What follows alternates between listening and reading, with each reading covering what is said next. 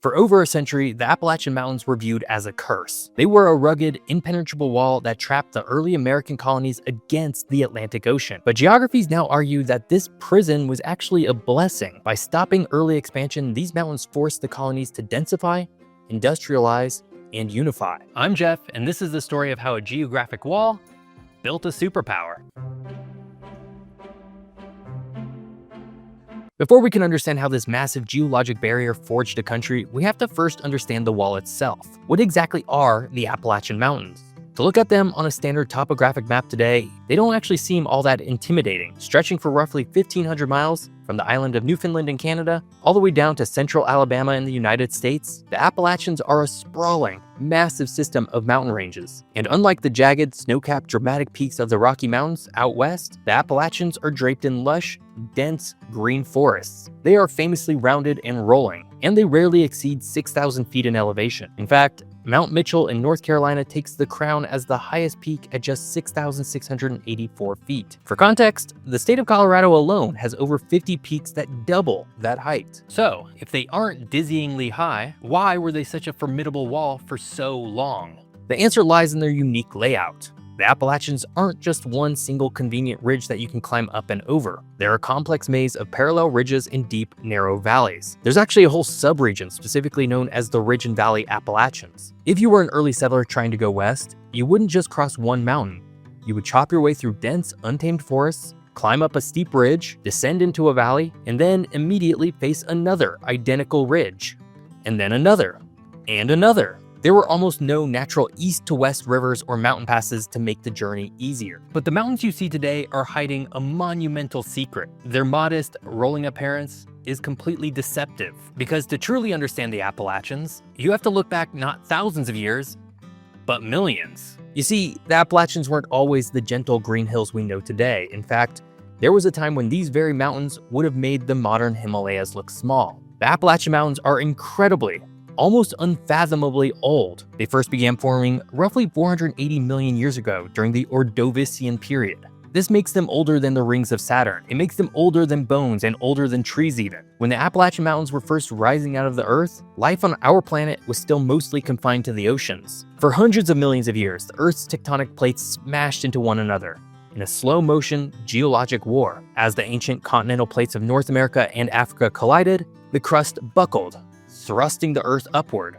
During this violent era of mountain building, geologists believed the jagged peaks of the Appalachians likely soared to elevations comparable to the Himalayas today, perhaps even reaching 30,000 feet or more into the sky. So where did all that rock go? Time and water explains it all. Because the Appalachians are so incredibly old, they have been subjected to hundreds of millions of years of relentless erosion. Rain, wind, freezing ice, and thawing summers literally ground these Himalayan-sized peaks down to the rounded nubs we see today. The sediment from these massive ancient mountains slowly washed away, gradually creating the flat, fertile coastal plains of the eastern seaboard, the very land that would eventually sustain the early American colonies. But as the ancient supercontinent of Pangaea assembled and then violently tore itself apart, it left behind a geographic mystery. What if I told you that to find the rest of the Appalachian Mountains, you'd have to leave the North American continent completely? When the continents were fused together into Pangaea about 300 million years ago, the Appalachians were just the central section of a massive, continuous mountain chain known as the Central Pangaean Mountains. This mega range acted as the rocky spine of the supercontinent. When Pangaea eventually broke apart, the newly formed Atlantic Ocean flooded into the rift, separating the continents and ripping the mountain range into pieces. The central chunk stayed in North America and became the Appalachians,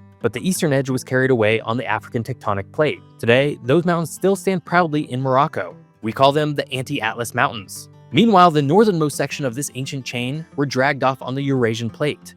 If you travel to the UK and hike the dramatic misty peaks of the Scottish Highlands, or explore the rugged mountains of Scandinavia, you're actually walking on the exact same rock formations. Geologically speaking, the Scottish Highlands, the Atlas Mountains, and the Appalachians are all the exact same mountain range, separated only by an ocean of time and water. This ancient, eroded, continent-spanning wall is what awaited the first European settlers. It was a dense, dark, and seemingly endless labyrinth of ridges and valleys that effectively shut the door to the interior of the North American continent.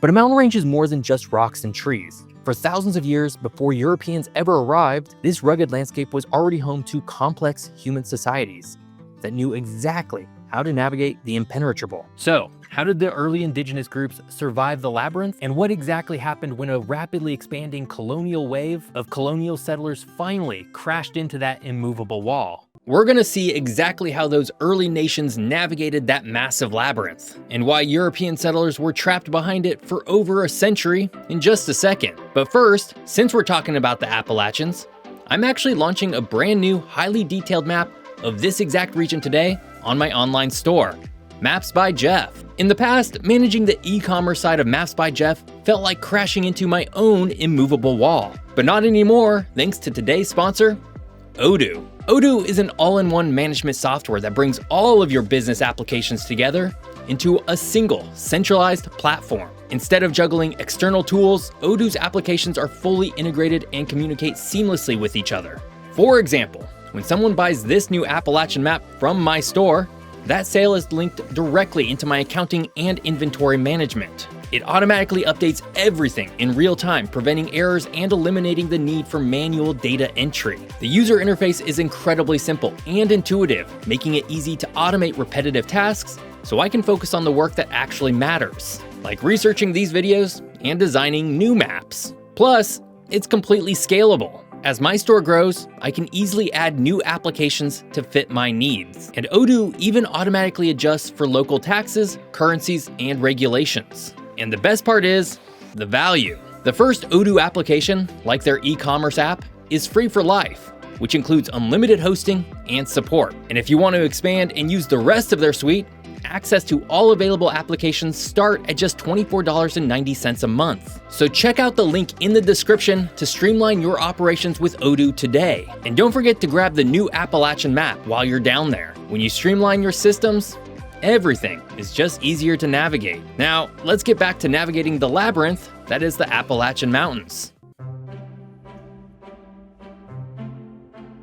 When European settlers looked west from the Atlantic coast, they saw an impenetrable fortress of wood and stone. But to the indigenous peoples of North America, the Appalachian Mountains were never really a wall. They were a home, a fortress, and a bustling network of highways. For over 10,000 years, Native American nations navigated the complex ridges and deep valleys that terrified the early Europeans. In the north, the powerful Iroquois Confederacy dominated the terrain, using the geography to control trade and protect their borders. In the south, the Cherokee built sprawling, sophisticated towns in the river valleys, perfectly adapting their agricultural practices to the mountain climate. In fact, long before Europeans ever set foot on the continent, a sprawling path known as the Great Indian Warpath ran the length of the Appalachians, connecting tribes from modern-day New York all the way to Alabama. But in the 17th century, a new force arrived on the eastern shores of the continent, and the balance of the mountains was about to be shattered. When the first English colonists established Jamestown in 1607 and Plymouth in 1620, they clung tightly to the Atlantic coastal plain. For the first century and a half of American colonial history, European settlement barely pushed inland. Why? Because geography dictated their limits. The early colonies relied heavily on navigable rivers to transport goods like tobacco and timber back to Europe. But just a few dozen miles inland, the coastal rivers hit something called the fall line, a geographic boundary where the soft, flat sediment of the coast meets the hard bedrock of the Piedmont region, creating waterfalls and rapids that boats simply couldn't pass. Beyond the fall line loomed the blue, hazy ridges of the Appalachians. To the British Crown, this geographic barrier was incredibly convenient. In fact, after the French and Indian War, the British government issued the Royal Proclamation of 1763. This law literally drew a line down the crest of the Appalachian Mountains and made it strictly illegal for colonists to settle west of it. The British wanted to keep the colonists neatly penned against the coast where they could be easily taxed, governed, and controlled, while leaving the deep interior to their Native American allies. But a geographic wall and a political line were no match for the desire for more land. By the mid-1700s, the American colonies were experiencing a massive population boom. Coastal farmlands were becoming exhausted, and a new generation of Americans were desperate for land, and so they looked west. They knew vast, fertile plains existed on the other side of the mountains, but every attempt to cross with wagons, livestock, and families was thwarted by the endless, brutal ridges of the Appalachians. So, how do you cross an uncrossable mountain range? Well, you don't climb over it. You just gotta find the crack where you can squeeze through.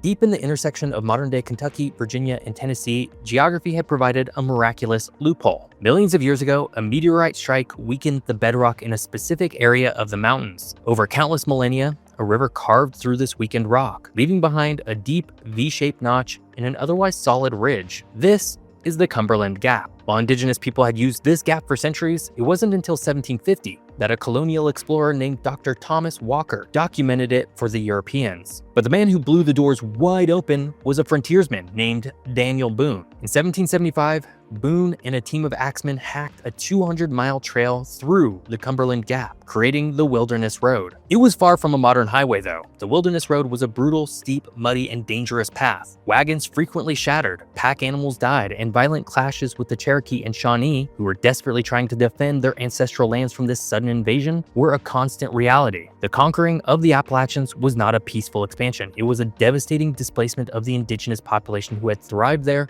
for thousands of years. Yet, despite the extreme hardships, the crack in the wall had been found. The floodgates opened. Within just a few decades, over 300,000 settlers poured through the Cumberland Gap, spilling out into the vast, open plains of the Ohio River Valley. The immovable wall had finally been breached. The United States was suddenly untethered, beginning its rapid, unstoppable march towards the Pacific Ocean. But conquering the mountains is only half the story, because while the American pioneers eventually broke through to the other side, geographers argue that the true secret to American dominance isn't that they crossed the Appalachians. It's that they were trapped behind them for 150 years.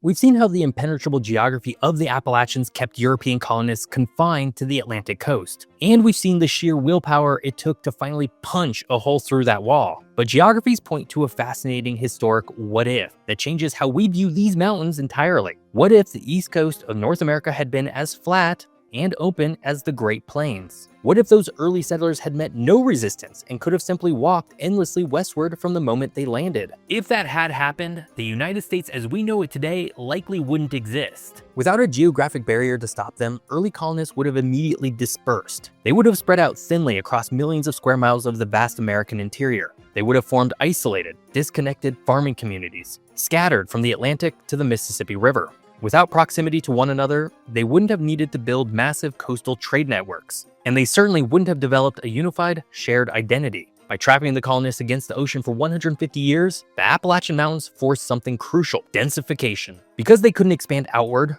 the 13 colonies had to build upward and inward. They built deep water ports. They constructed dense, bustling cities like Boston, New York, and Philadelphia. Because expanding west was impossible, they turned their economic focus north and south, trading heavily with one another along the coastline. This forced economic reliance bred a shared political and cultural identity. 13 incredibly distinct, wildly different colonies were squished together until they began to see themselves as a single, unified entity. But how did this forced proximity defeat the greatest military empire on Earth? When the American Revolution erupted, that coastal densification became the colony's greatest weapon. Because the American population was concentrated along the eastern seaboard, they could communicate quickly, organize militias, and maintain relatively short supply lines. If the colonial population had been scattered across the Midwest, the British military would have easily divided and conquered them piecemeal. The Appalachian Mountains literally guarded the Americans' backs, preventing the British from easily flanking them from the deep interior. In short, the geographic prison of the Appalachians incubated the United States.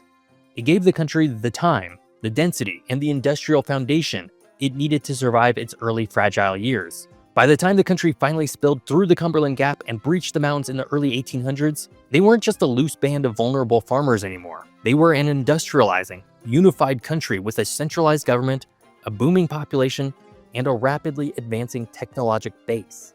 And they were going to need every ounce of that industrial power, because out west, a much more terrifying geographic monster awaited. If the early colonists had somehow bypassed the Appalachians and immediately hit the sheer, jagged 14,000-foot peaks of the Rocky Mountains or the unforgiving deserts of the Great Basin, the westward expansion would have completely collapsed. They simply wouldn't have had the technology or the numbers to survive it. The Appalachians acted as the perfect set of training wheels for American expansion. By forcing the US to industrialize first, the country was prepared for the West. By the time Americans had to cross the Rockies and the Sierra Nevadas, they weren't just relying on wooden wagons. They were laying down thousands of miles of transcontinental railroads, stringing up telegraph wires, and using the massive manufacturing base they had built back east. The wall that once held them back had prepared them to conquer a continent. But while the United States moved on to dominate the West, what happened to the mountains themselves? Today, the Appalachian Mountains are no longer a barrier to transportation. Highways tunnel right through the ancient bedrock, and airplanes soar effortlessly over the rolling green ridges. Yet, the mountains remain a vital, irreplaceable part of the American fabric. Physically, they became the engine of the American Industrial Revolution. For over a century, the incredibly rich coal seams buried deep within the Appalachian bedrock powered the country's factories, heated its homes, and fueled the trains that connected the coasts. Today, they're also one of the country's greatest natural playgrounds, home to the Great Smoky Mountains National Park, the most visited national park in the country, and the legendary Appalachian Trail, a 2,190-mile continuous footpath that stretches from Georgia to Maine. But beyond the physical, Appalachia exists today as one of the most distinct cultural regions in the United States. The deep, isolated valleys that once trapped early pioneers eventually created pockets of unique, incredibly preserved culture. The region birthed entirely new genres of American music, like bluegrass and country, rooted in the Scottish and Irish heritage of the people who settled the harsh ridges. It's a region of its own distinct dialects, folklore, and deeply ingrained traditions of self-reliance. And because of that, the Appalachians remain the most important mountain range in North America, even if they're just tiny nubs compared to the Rockies.